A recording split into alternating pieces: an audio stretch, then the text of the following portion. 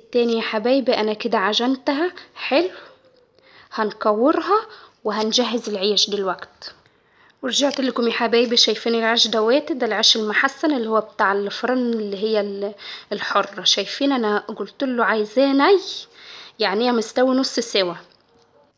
طبعا يا حبايبي عادي هو ينفع. انا بحب اعمله بيها بالعيش البلد اللي هو بتاع المخبز المدعم، بس يا عيالي قالوا لي لا احنا عايزينه زي الصغنن اللي هو بناكله بره. اهويت احنا بنجهزه ازاي. بفتح انا عادي بايدي، بسم الله. بفتحه نص فتحه كده، شايفين؟ بسم الله اهو. شايفين يا حبايبي؟ بس عشان ايه اقدر احط العيش، احط حته العجينه.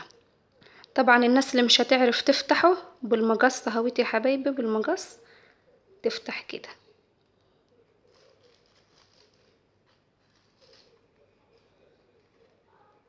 شايفين يا حبايبي؟ كي ينفع كي ينفع وكي ينفع، مش هيضر. بس هو كل واحد على زي ما اتعود. هفتحهم كلهم ونرجع لبعض. انا فتحت الكمية كلها يا حبايبي، شايفين؟ هحشيها. معلومة على السريع يا حبايبي، بص لما تيجي تختاروا العيش تختاروا العيش الني مش المحمر زيادة. ليه؟ لان دوت هيتحط في الزيت او في اللية هيتجلي فهيتحمر، فتحمير على تحمير زيادة. لا هو كده ايه، لما يبقى ني يبقى حلو.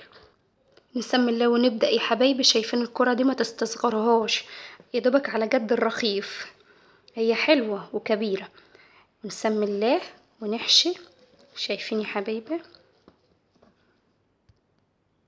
بسم الله. شايفين الحشوة ملت الرغيف ازاي؟ بعد كده ندوس عليها كده. شايفين؟ بسم الله ما شاء الله. شايفين الحشو مليان؟ شايفين يا حبايبي الحشو حلو ازاي والشكل والالوان؟ عشان كده اولادنا بيحبوا ياكلوا الاكل ده. لو عندك اطفال او عندك عيال مش بياكلوا اللحمه ولا الفراخ تعملها لهم بالطريقه ديت. شايفين السمك حلو ازاي؟ نعمل واحد تاني. بسم الله. بص يا حبايبي انا هنا بدخل هويتي، بدخل ايدي.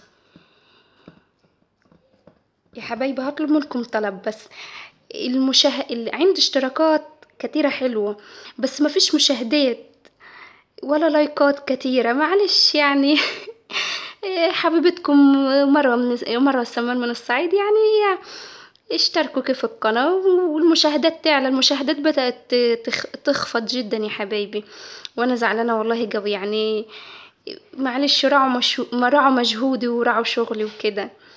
شايفين يا حبايبي شكله حلو ازاي؟ هخلصهم كلهم وهوريكم الطريقة اللي هي بنحمر فيها ونطيب فيها الحواوشي.